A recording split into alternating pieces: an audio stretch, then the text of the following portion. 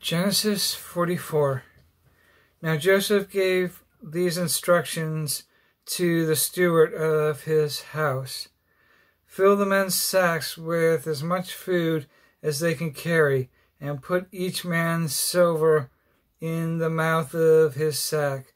Then put my cup, the silver one, in the mouth of the youngest one's sack, along with the silver for his grain.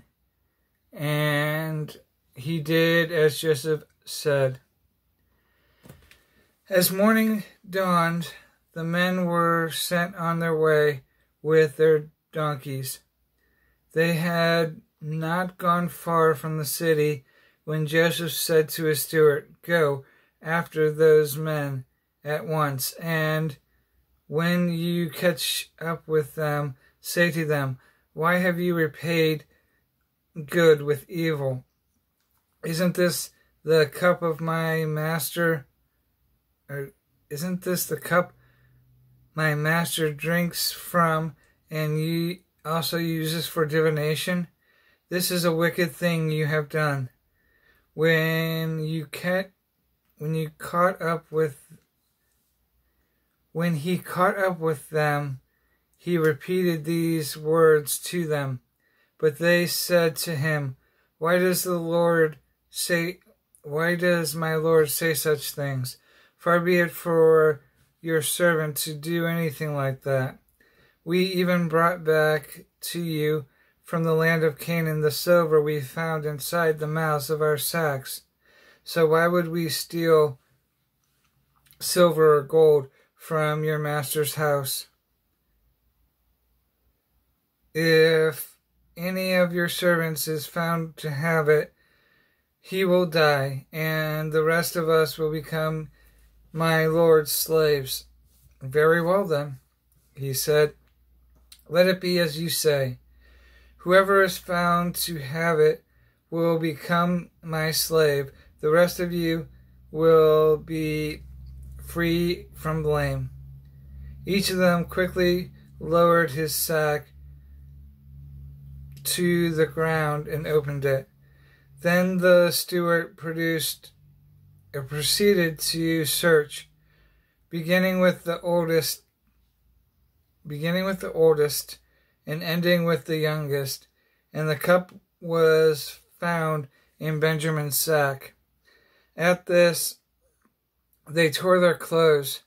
Then they all loaded their donkeys and returned to the city. Joseph was still in the house when Judah and his brothers came in, and they threw themselves to the ground before him. Joseph said to them, "What is this you have done? Don't you know that a man like me can find things out by divination? What can we say to my lord?" Judah replied, "What can we say? How can we prove our innocence? God has uncovered your servant's guilt. We are now my Lord's slaves, we ourselves and the one who was found to have the cup." But Joseph said, Far be it from me to do such a thing. Only the one who was found to have the cup will become my slave. The rest of you go back to your father in peace." Then Judah went up to him and said, "Please, my lord, let your servant speak a word to my lord. Do not be angry with your servant, though you are equal to Pharaoh himself. My lord asked his servants, 'Do you have a father or a brother?' And we answered, 'We have an aged father, and there is a younger son born to him in his old age. His brother is dead, and he is the only one of his mother's sons left, and his father loves him.'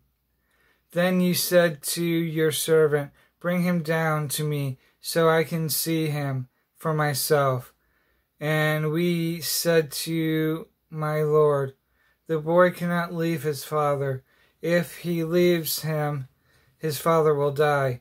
But you told your servants, unless your younger brother comes down with you, you will not see my face again. When we went back to your servant, my father, we told him what my Lord had said. Then our father said, go back and buy a little more food. But we said, we cannot go down. Only if our youngest brother is with us will we go. We cannot see the man's face unless our youngest brother is with us. Your servant, my father, said to us, you know that my wife bore me 2 sons. One of them went away from me, and I said, he has surely been torn to pieces, and I have not seen him since. If you take this son from me too, and harm comes to him, you will bring my gray head down to the grave in misery. So now, if the boy is not with us when I go back to your servant my father, and if my father, whose life is closely bound with the boy's life, sees that the boy isn't there, he will die. Your servants will bring the gray head of our father down to the grave in sorrow. Your servant guaranteed the boy's safety to my father.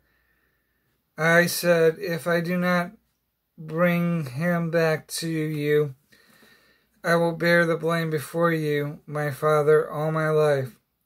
Now then, please let your servant remain here as my Lord's slave in place of the boy, and let the boy return with his brothers. How can I go back to my father if the boy is not with me? No, do not let me see the misery that would fall upon my father.